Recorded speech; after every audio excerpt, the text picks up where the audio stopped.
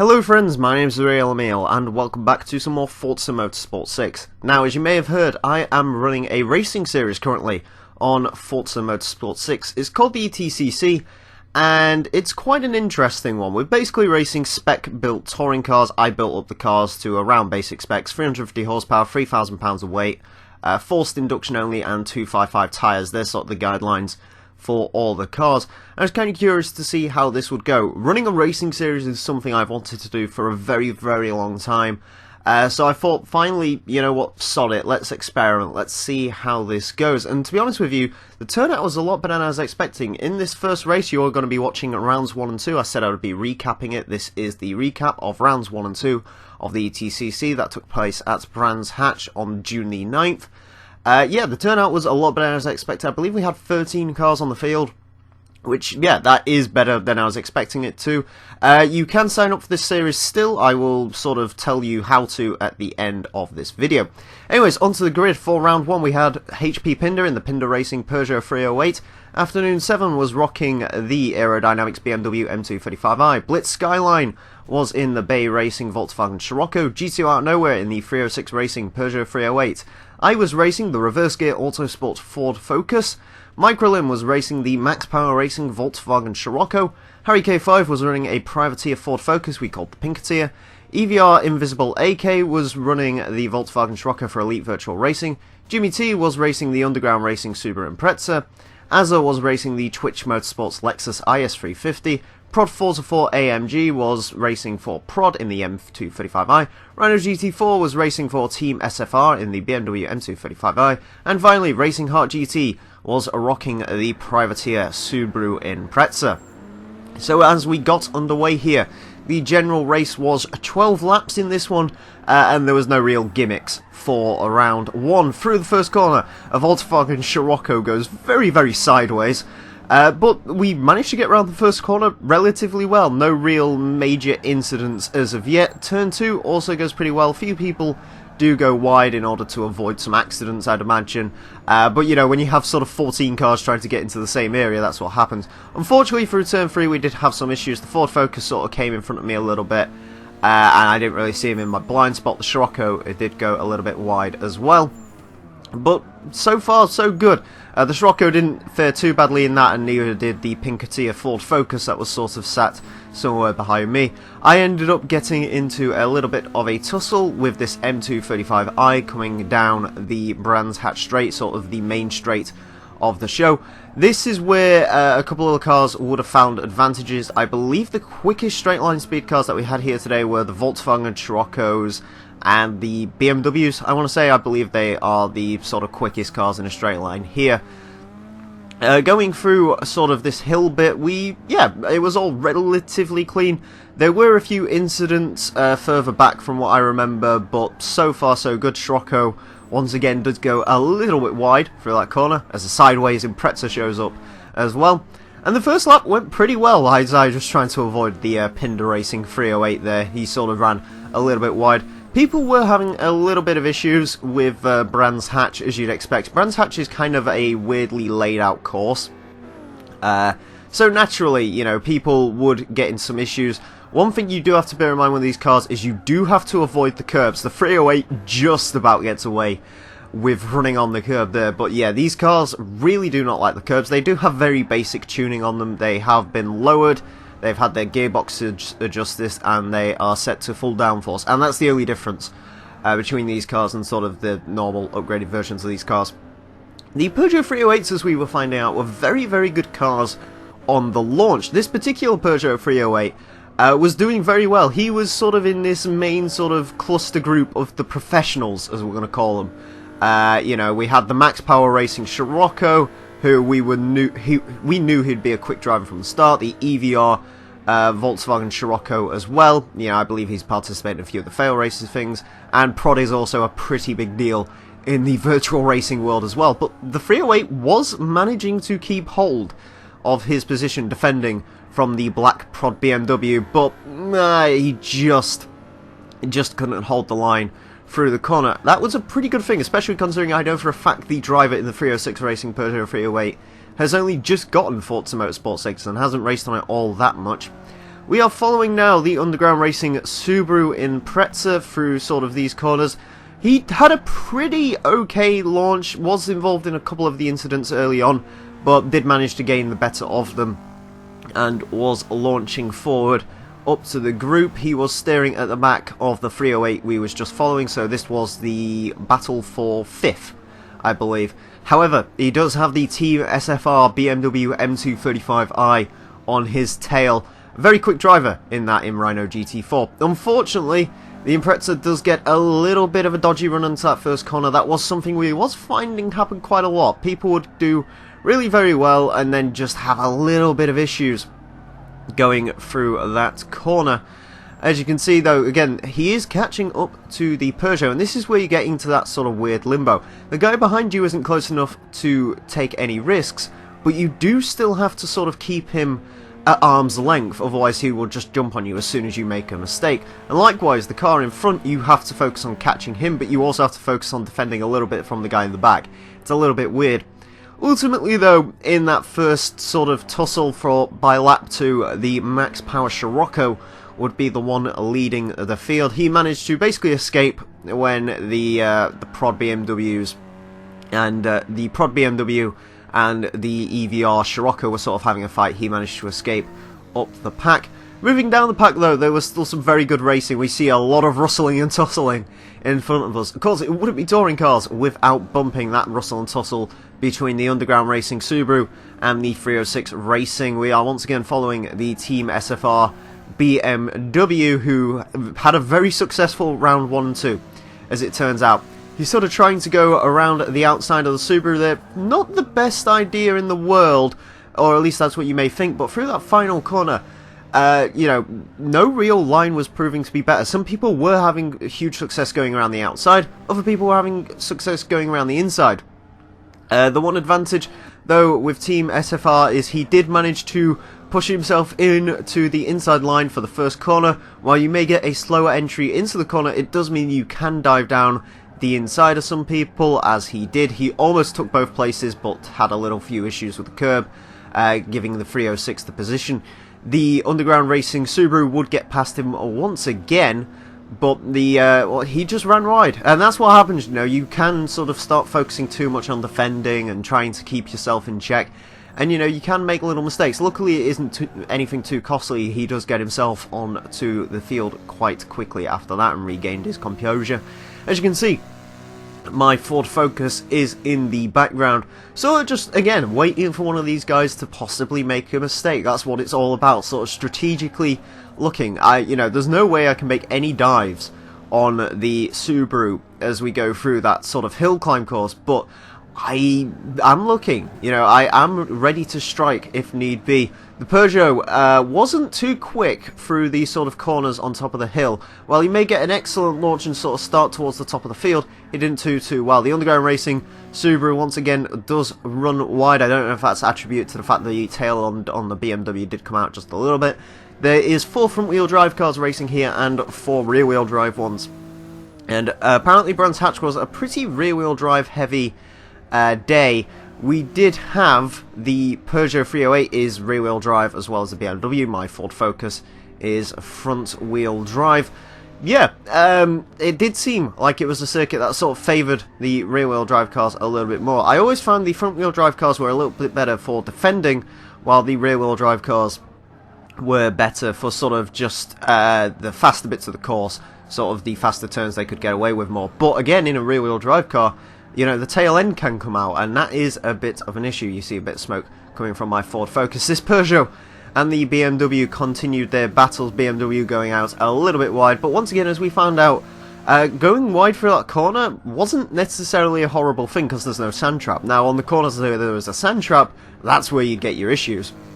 But, yeah, overall, it was a pretty okay thing to run off the course here. There's no real tyre walls or anything to get in the way. As we follow on to the Privateer Subaru Impreza, they were having a pretty decent battle. This was a little bit further back. In fact, this was on the same lap of that previous clip. They were sort of all in a group of 4, but it would all go horribly wrong for these 4 cars. Unfortunately, the red Subaru would just get a little bit of a lag spike, busting out this Privateer Subaru. Unfortunately, he's the one who did come off the worst from this. He did get spun around backwards. Afternoon 7's BMW also got spun onto the grass a little bit, but he wasn't affected too badly. Unfortunately, lag spikes is just something that can happen. I believe the red Impreza was running all the way from Australia. Bear in mind he's running on a UK connection. That isn't too surprising. We do rejoin the battle between this Peugeot 308 and the BMW. You may notice they are slowly catching on the Elite Virtual Racing Volkswagen Scirocco. I don't know if he had an off perhaps that was sort of making this gap present itself more, but you know, they were hot on his heels. But the 308 can't focus too much on chasing him, because he has got to hold off from an incredibly quick BMW, just waiting for this 308 to make a mistake. Now, what you may think a rear-wheel drive a V6 Peugeot 308 is a sort of, what's the word, a sort of asking for disaster. The car is actually pretty well balanced. The way I was driving it, I actually found this was to be the best handling car of today. Unfortunately though, the 308 would just go out a little bit wide and get a little bit of an odd line onto that first corner, which means he was slowly starting to present himself to my Ford Focus. The tyres hadn't quite cooled down either from that slide. As you can see, he did go quite sideways through that corner, and that spread the field out a little bit, as I was sort of trying to look at gaining a place on the Peugeot, as the BMW, no longer needing to worry about the Peugeot, was heading straight towards the Elite Virtual Racing Scirocco. Yeah, as you can see, I was sort of looking to make a move. Again, as I said previously, my 308, maybe not the best car for sort of battling for positions, but it was a pretty good defender. Unfortunately, the 308 would really not have a very good lap on this one, and eventually conceding position to me. The Elite Virtual Racing Scirocco did get caught up to by the Team SFR BMW. He was looking for a way past the Scirocco. However, again, front-wheel drive, slightly better for defending, and the Sciroccos were very quick cars around here, so the BMW would certainly have his work cut out if he did want to gain that place. Looking for everywhere, tries to go up the inside. Again, tries to go around the outside. The only issue for that is that does push him wide for the last corner. Will he make it around though? Yes, he will. And there you go. That is the thing. You are slower through that last corner if you take the inside line.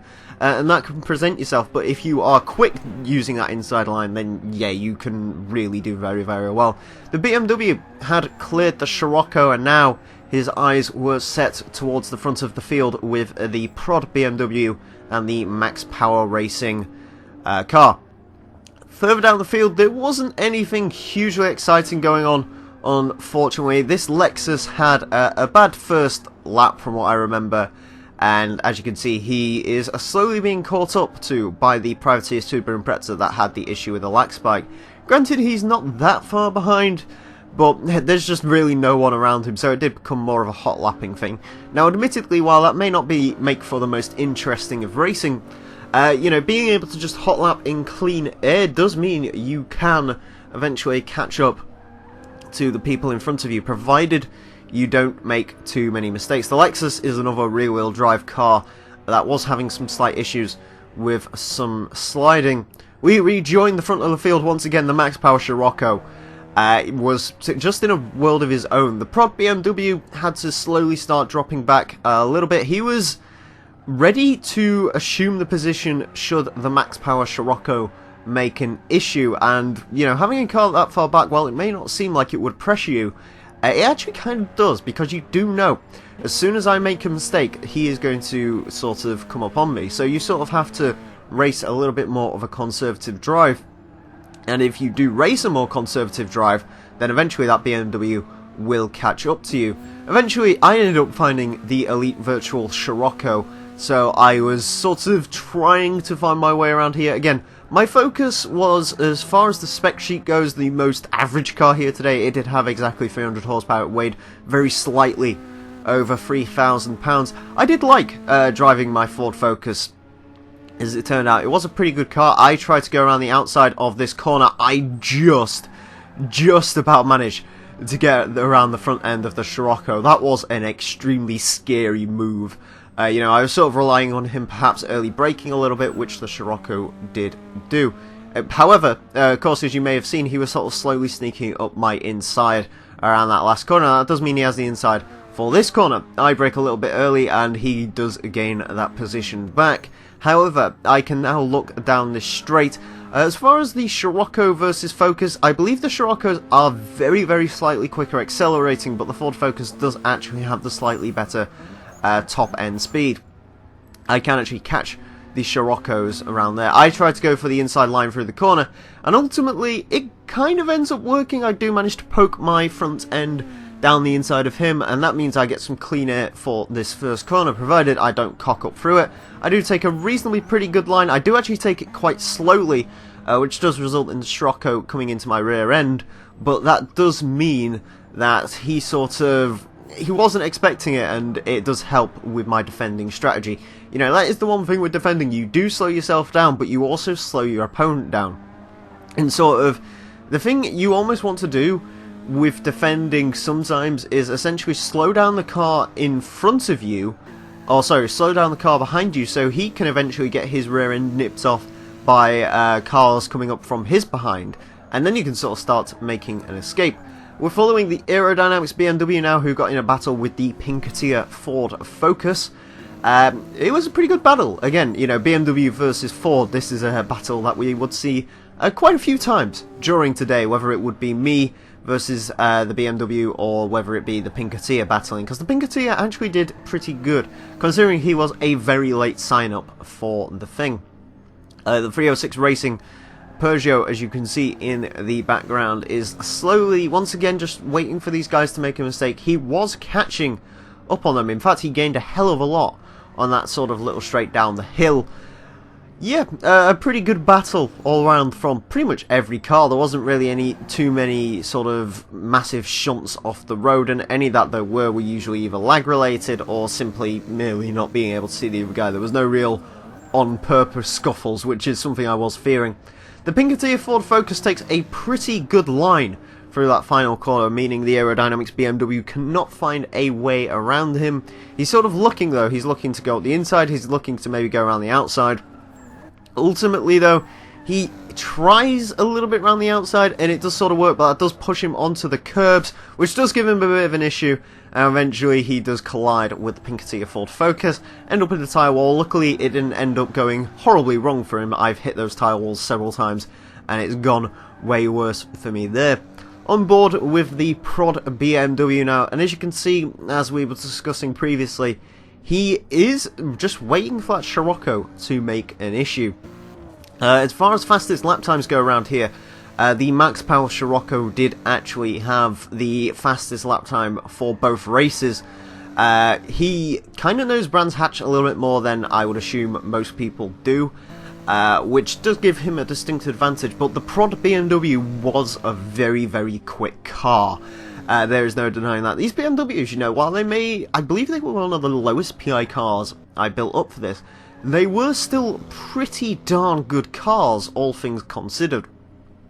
Pretty good to drive, pretty good as far as getting lap times goes, and pretty good spec-wise as well. Probably one of the more well-balanced of the rear-wheel drive cars. I tried driving the BMWs. I weren't a particular fan of their handling, but if you could get their handling in check, then they were pretty good cars. On board once again with the Pinkatia Ford Focus, and he had started running away from the Aerodynamics BMW, who is now starting to get looked at by the 306 Racing Peugeot. Yeah, Pinkatia, again, doing a pretty good job of sort of keeping that BMW at bay, sort of trying to coax him into getting into a battle with the Peugeot. Admittedly, the BMW does try to be very, very brave through that corner. Doesn't quite pay up for him. He does end up on the centre trap, and that does leave him pretty open to attack from the 306 Racing Peugeot. However, you know, sort of the BMWs being that little bit quicker in a straight line did give them the advantage. While the Peugeots may be the most powerful cars here, they certainly weren't the quickest cars here. In fact, they were one of the slowest cars in a straight line. I don't know if that's just down to how much they weighed. Once again, coming back down the field, we do find that the privateer Subaru Impreza racing a pretty lonely race. He did eventually get past the Lexus of Twitch Motorsports. and he basically managed to assume the position. These Subaru Imprezas, I was originally going to run one of these in the series. I decided not to in the end, ultimately just because racing rear-wheel drive just wasn't really a thing I was particularly good at, so it was something I did eventually decide against, and yeah, I don't really regret going for my Ford Focus, but the Subaru's pretty well balanced rear-wheel drive cars. However, despite the rear-wheel drive car bias, this track was starting to show up a little bit. It would be a front-wheel drive car that would come away with the victory. The Max Power Racing Volkswagen Scirocco would stay consistent, keep that product BMW in check, and eventually go on to take the lead here. Had he made a mistake, I assume that the sort of finish of this race could have been a lot closer. But the Scirocco raced a consistent race, he raced a good race, and ultimately he was worthy of the victory. Now, while we will give points at the end of round 2, I thought you'd be interested to see the race results. The Max Power Scirocco would take away first place, but the Prod BMW was not too far behind him, only 3 seconds in that. A long way behind those, however, was the Team SFR BMW that raced a pretty good race, going into 3rd place. I did pretty darn well. A lot better than I was expecting to, coming in 4th with my Ford Focus. The other Ford Focus was just behind me too, the Pinkatia, not too far behind. EVR would have a few more issues with his Scirocco, dropping him down to 6th at the end. The Team Dynamics BMW M235i would come away with 7th place, getting a pretty lonely race at the end from what I remember. The Privateer Subaru Impreza would take 8th place. Despite that lag punt, he did do pretty well. He actually got one of the fastest laps on track as well. The Underground Racing Subaru Impreza would come in 9th after a pretty lonely race. Unfortunately, the 306 Racing Peugeot would drop to 10th place in the end. Azza would get into 11th place in his Twitch Motorsports Lexus IS350. The Pinda Racing Peugeot 308 also didn't have a particularly good race either, going into 12th place. And the Volkswagen Scirocco really did not have a very good race at all of Bay Racing. While he did try really hard, last place was all he could manage, unfortunately. Moving on to round 2 then, and the starting grid had changed up. The Underground Racing Subaru would be on pole, the Team SFR BMW just behind them. The fast-launching 306 Racing Peugeot 308 was in 3rd place, leading him to get a good start. The Pinkatia Ford Focus in 4th. The Prod Racing BMW would find itself in 5th place, and the Team Dynamics BMW would find itself in 6th place. The Elite Virtual Racing Scirocco would find itself in 7th, with the Max Power Racing Scirocco in 8th. The Twitch Motorsports Lexus IS350 would be in 9th place, and the Boosted Ethanol Racing Scirocco would be in 10th. Reverse Gear Also Sport would get an 11th position start. The Privateer Subaru Impreza would go into 12th, and the Pinda Racing Peugeot would reverse his starting position from the first race, from 1st all the way down to last. For this first time, I decided to take a look at the 308 for the launch of this race, and you can just see how quick the 308 is off the line. It gets a phenomenal launch, and what that means is by the first corner, because it's so close to the starting line, he can really be on the attack, attacking with the Subaru that started in pole. A little bit of a collision that kind of looked a little bit laggy, so I won't blame that too much, but the 308 had managed to barge his way into the lead. The Team SFR BMW and the Underground Racing Subaru would have a little bit of a tussle, allowing the Peugeot to gain a pretty early lead on everyone else. Those Peugeots, they're just stupidly quick off the line. It really is quite incredible just how good they turn out to be. And, you know, sort of on this straight, while it may be the slowest car in a straight line, nothing can really catch him, but as you can see, if he is to make one mistake, there is an angry horde of cars just behind him. Speaking of those angry hordes of cars, we gain control of the Max Power Racing Scirocco. Our leader in the first race, the Underground Racing Subaru and the Pinkatia Ford Focus, would fall off the track. While he may have been our leader in the first race, there was one thing with the Max Power Racing Scirocco. While he was very quick when it came to his hot lapping abilities, as far as sort of getting around people, if you could keep him caged in, you can sort of deny him that, because basically if you're in front of him, you can almost dictate what sort of speed he goes around. A slight fall off the track would give his position up to the prod BMW, leading the BMWs to have a pretty good positioning on this first lap, going in 2nd, 3rd and 5th, respectively, which will be good for the Manufacturers' Cup.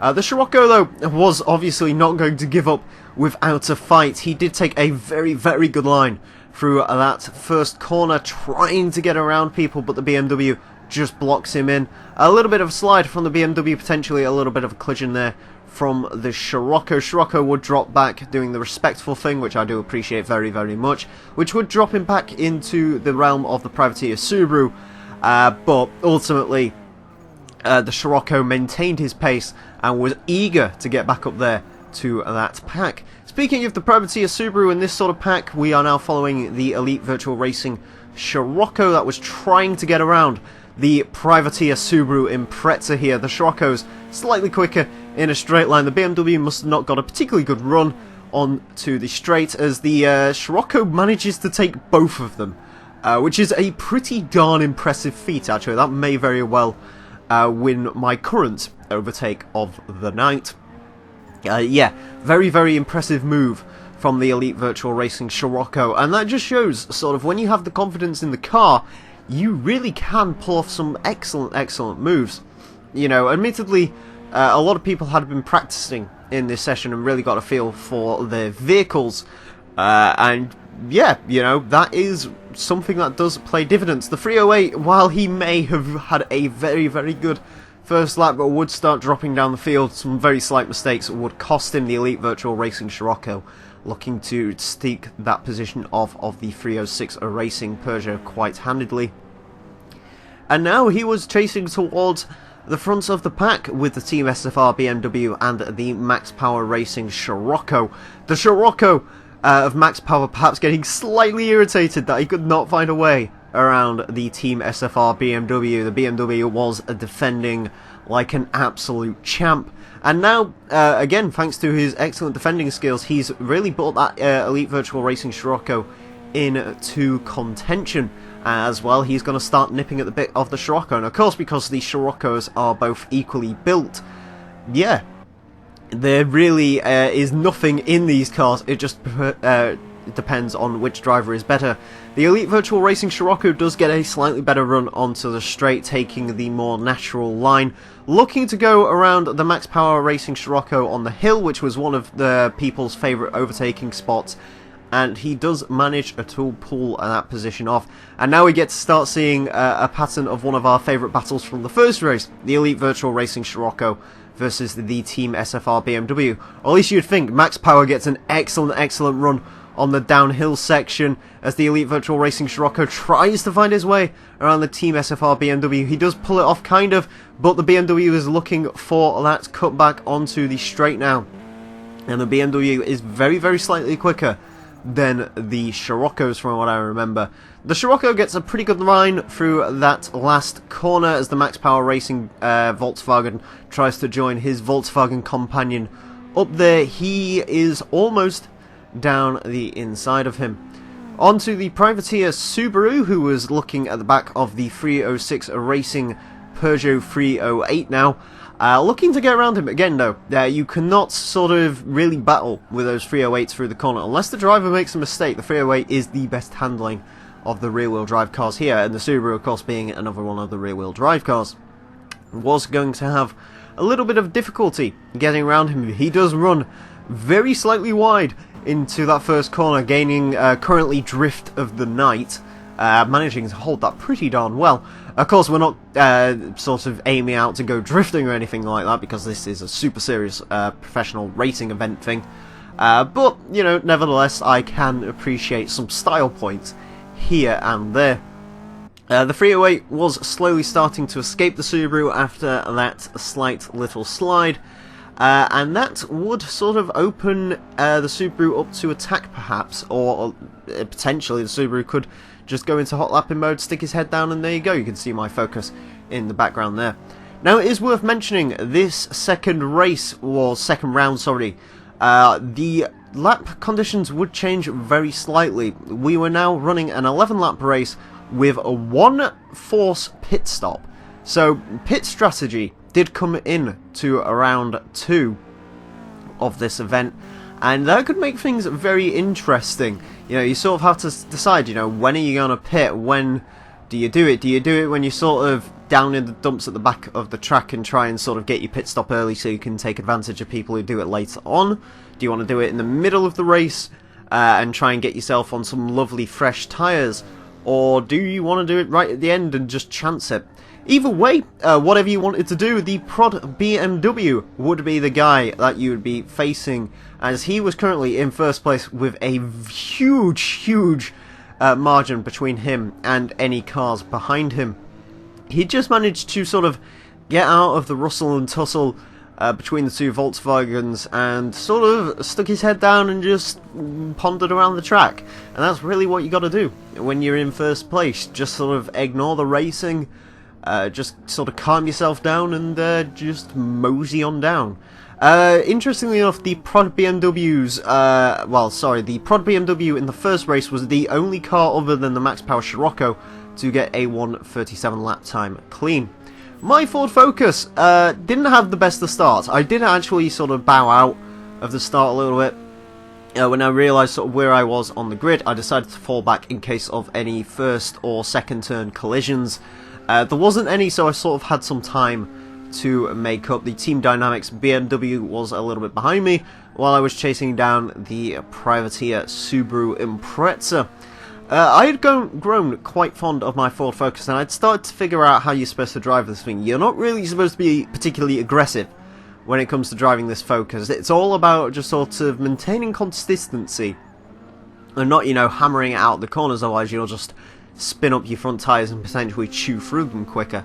My Focus was a pretty decent handling car all around, in my opinion. However, this being lap 5, I decided that I would make my pit stop now, right in the middle of the race, because my theory on that was, if I sort of pit now, when my tyres were starting to get chewed up a little bit, I would be able to come out on fresh tyres, and really start to make some ground on the people who are running on sort of the crap tyres that they had put on earlier on in the race, because the earlier you put the tyres on, sort of the more wear you're going to have at the end, or potentially battle with the front runners who hadn't bothered pitting yet but were getting their times dragged down by running on more trashy tyres.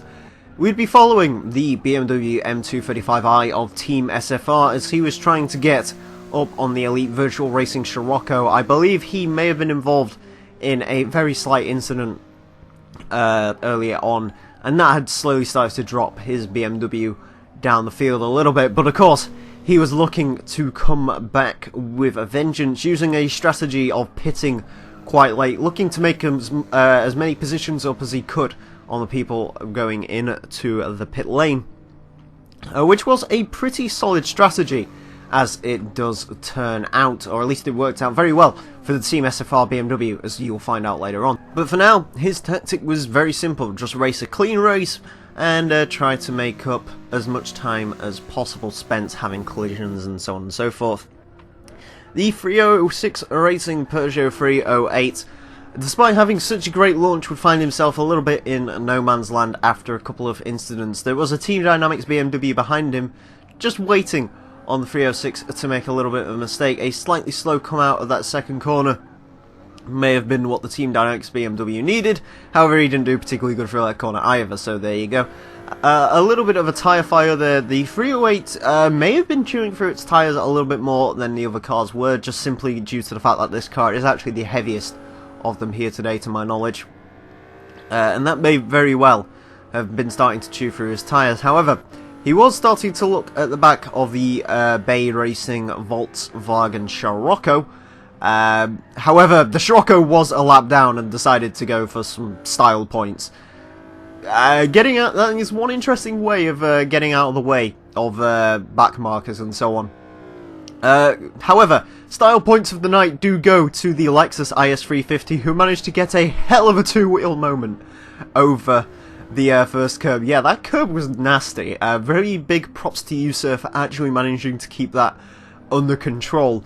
Yeah, I believe he was running simulation steering as well, which, yeah, very big props on you for managing to keep a hold of that. You do win my style points of the night, sir. Unfortunately, that doesn't translate to championship points, but, you know, they are something that you can work towards, I guess.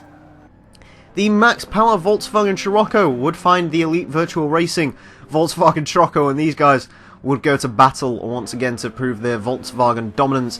The Max Power Racing Scirocco sort of didn't have the particularly good first couple of laps, so what he did is he sort of bowed out and pitted on the same lap as me, actually, I think, which does mean he was on fresh tyres. I'm not too sure whether the EVR Scirocco had pitted or not. I do believe he would have done by this point as well. So two Sciroccos running on pretty good tyres, sort of using each other for leverage a little bit.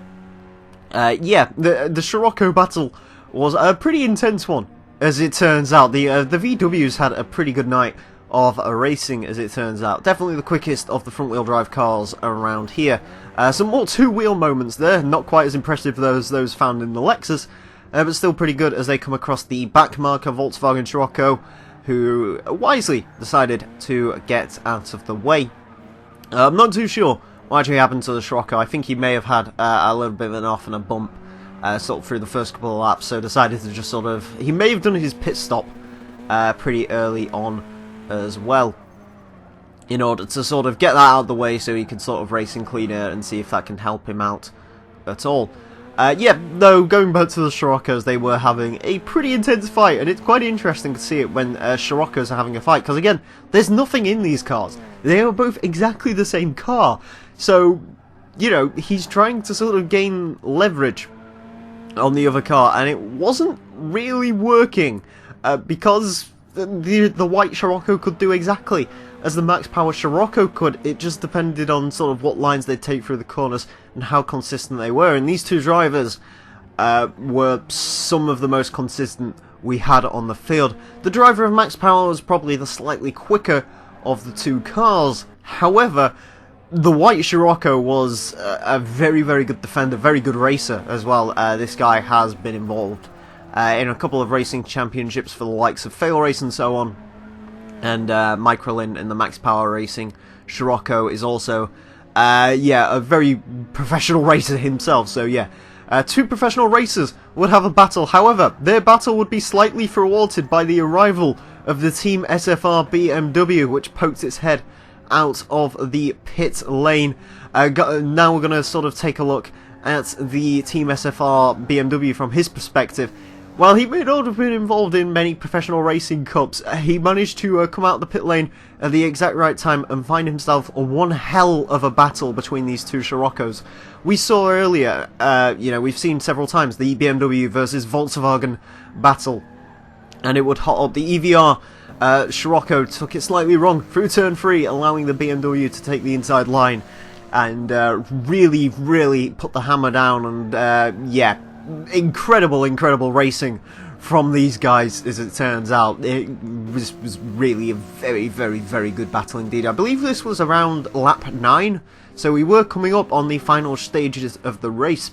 Should the Team SFR BMW be able to hold off these two cars, he would have scored himself a second place finish, which would have been pretty darn good. However, things would go slightly wrong through that corner there. The EVR Scirocco just managing to make up a place on him, just as the Team SFR BMW had made up a place on that EVR Scirocco with a mistake. The favour was returned. The Max Power Racing Scirocco was looking at a way past the BMW, potentially looking to eat both cars alive in one corner. As we come down to the final corner, yeah, all drivers take a very good line through there. There is really nowhere either driver can go to get around. While that may have been happening behind him, it was helping the product BMW very much so, because he was just having the time of his life, just sat here at the front. No real issues to report of. His car wasn't even that damaged compared to most of the cars here. Most of them look like they'd sort of been in a destruction derby. Although then again, that's just sort of Forza Motorsport 6's wonky damage model. But yeah, the Prod BMW, absolutely fine, plain sailing for him, just like the Max Power Scirocco had done in the first race. Nothing really to report from him. He'd done his pit stop and was just getting on with the race. I was quite far back in this race, as it would turn out. I was around 8th or 9th position. However, I was steering at the back of the 306 Racing Peugeot 308, looking to try and make a place up on him. Meanwhile, I had the Pinketeer Ford Focus behind me. The two Ford Focuses of me and the Pinketeer, we did manage to actually stay together pretty well through here. I believe, you know, we were essentially, well, in the first race we finished one behind another, and it looked like it was going to go that way in this second race as well. The 308 was not quite as quick through these corners as maybe as I was expecting it to be, and my Ford was just on point, so I was ready to start nipping away at the 308. Of course though, this was lap number 10. I needed to make a move very, very quickly on the Peugeot to be able to have any chance of securing his 7th position. It was looking... I was confident that I would maybe be able to do so. As we go to the Scirocco's, unfortunately the Team SFR BMW would just run a little bit wide onto the sand trap, scoring his end of this battle, but the two VWs would continue their battle. Max Power Racing Scirocco just getting better of the Elite Virtual Racing Scirocco as they come onto the final lap of the race, and this... yeah, this was the lap that mattered. This was going to be an extremely close finish if these two guys had managed to stay on here. I believe that's a back marker that you can see rolling around there. That may very well be the Boost and Ethanol Scirocco, which is sort of trying to get out of the way of the two Sciroccos here who are having one hell of a battle. Again, you know, it just shows how amazing it is when you have two guys who have got the same car. You know, they are equally matched. There is no way around these two. And sort of what they were... yeah, they're both evenly matched cars. They have no advantages over each other, and that's sort of what I really loved about this battle. And indeed most of these battles, because most of these cars are very, very well matched. However, it would be the Prod BMW that would take victory in this second race. After coming second in the first race, he would repay the favour to the Max Power Scirocco, who managed to eventually come in second. Yeah, he just raced a good race, managed to get away at the front of the pack and soldiered on. Really good race from the Prod BMW. I was a little bit worried coming into this first race that the Sciroccos may very well be a case of winning everything, but as it turns out, the BMW managed to win a race as well. All the cars seem to be pretty well balanced. While he would win, his driver would not, ploughing his car straight into a sand trap, but that would be his race over with anyway, so it doesn't really matter. However, me, final lap. This is the 306 Racing Peugeot 308, and it wasn't looking particularly likely for me. Unfortunately, I was trying to capitalise on a slight wrongdoing the 308 had made into the first corner, and in trying to get round him, I managed to make exactly the same mistake that he did, putting us back to our same positions. As you can see, I was getting a little bit desperate. I was trying anything to get around the 306 Racing 308, but ultimately, it just was not going to work. Yeah, unfortunately, I couldn't quite pull it off, but one hell of a battle with the 308. As you can see, down this sort of final straight, almost did it, and not quite. An amusing thing does happen in a minute, though, because you can actually see just how close we were. So this is when the driver cars had taken control of the cars to ease them into a finish, and my Focus dives straight up the inside and gets the position off of the 306 Racing Peugeot. That's how you know that was a very close race. Onto the actual in-game leaderboard for that final race, and it would be the Prod BMW that would walk away with victory. Despite Max Power Scirocco being involved in a battle most of the time, he did manage to score quickest a lap, once again finishing around 12 seconds behind the Prod BMW. The Elite Virtual Racing Scirocco would come in third, with Team SFR managing to secure a fourth place in the BMW. He had managed to make up just enough time to stave off the privateer Subaru Impreza, which wouldn't really affect him for the rest of the race. Team Dynamics BMW would be pretty close to the privateer Impreza, as it turns out, just 2 seconds behind him. And then 9 seconds behind all of them, we find the closest result of this race, the 3:08, and me. There is less than a second in it. I did manage to secure the quickest lap out of us two, but it simply was not enough. That was a hell of a battle I had with that 3:08. My friend in the Ford Focus would come ninth, scoring a Ford, what's the word, tandem victory. I don't want to say tandem victories because we didn't win, but tandem positions in this entire race. We always finished pretty close to each other. The Lexus would go into 10th, making him in the point scoring table, which is pretty good. All top 10 drivers do get points for this. I won't show the point screen off, but you will see sort of how many points people gained over the day. The Pinder 308 would come in 11th, Underground Racing Subaru would have a pretty disappointing race in 12th, and the Skyline Scirocco would not finish. Just before we dish out the points, I figured you would just be interested to see how the points breakdown works. First place gets 20 points, second place gets 17 points, third place gets 15 points, fourth place gets 12 points, fifth place gets 10, 6th gets 7th, 7th gets 5, 8th gets 3, 9th gets 2, and 10th gets 1, which means drivers who finish in the top 10 will score points in the championship, while those who finish below will not. Saying that, here we go on to the drivers' rankings, and we have a tie for first place already. Microlin and Prod Forza 4 AMG both scored 37 points over the first two rounds. Rhino GT4 would find himself in second place with 27 points. Just behind him was EVR Invisible AK in third with 22 points. I would find myself in fourth place in the Drivers' Championship with 15 points. However, I was being kept very honest by our Racing Heart GT, who was in fifth place with 13 points. We had a tie for sixth place in Afternoon 7 and Harry K5, who both managed to score 12 points over the first two rounds. GTO out of nowhere would gain 6 points for his finishing positions in round 1 and 2. Jimmy T 1996 would find himself in 8th with 2 points thanks to his finishing position in race 1. And Azza, thanks to his finishing position in race 2, would get himself a 1 point, putting him on the table. Now we move on to the Manufacturers' Cup, and the way that I get the points for this is very simple. I take the median of all the finishers who are running that specific car. And because of that, it means BMW are first in the Manufacturers' Cup with 25 points. Volkswagen isn't too far behind them though, with some pretty good finishes in rounds 1 and 2, getting themselves 20 points. In third is Ford, thanks to our tandem finishes between me and the Pinketeer. We do manage third place. In fourth, Subaru finds itself with 8 points. Fifth, Peugeot has 4 points. And Lexus has 1 point thanks to Azza's finisher and him being the only person running the Lexus. Both Honda and Mazda currently have no points due to no one showing up in those cars for round 1 and 2. But nevertheless, they can still perfectly get points for rounds 3 and 4. And you never know, they may very well come away with a surprise victory provided something catastrophic happens to both BMWs and Volkswagens in those couple of races. Anyways, if you liked what you've seen here today, you can sign up for ETCC. I have done an announcement video on this subject. If you want to find out more about how to sign up for this series, I do recommend checking out that video.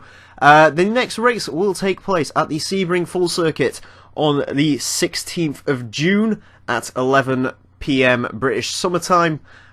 These races, while I'm not personally going to be streaming them because I'm focusing on the racing, Rhino GT4 ran a stream of the last race, and it's likely he'll be running streams of all the next races. So if you want to see the race from his perspective, you can do so. And I believe he's going to be putting a video out on this as well, as did Microlin and as did Pinder Racing. So you can go and check out those guys' perspectives if you want.